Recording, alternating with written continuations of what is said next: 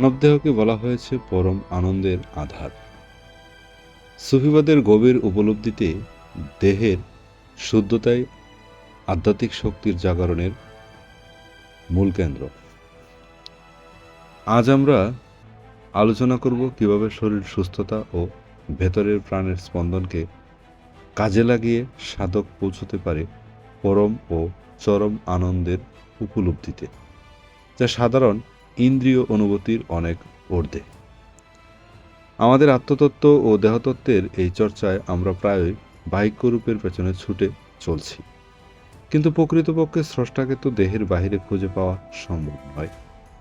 দেহকে পরিশুদ্ধ করার জন্য পূর্ব শর্ত হচ্ছে সুস্থতা, সুস্থ দেহ এবং এই সুস্থ শরীর থেকেই পরম শক্তির প্রকাশ ঘটে।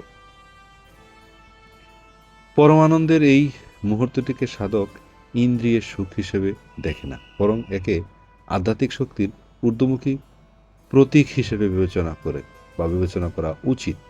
সাধক যখন দেহের এই সূক্ষ্ম রহস্য ভেদ করে, তখন তিনি এক ঐশ্বিক আনন্দের সন্ধান পান, যা তার সত্তাকে আলোকিত করে তোলে।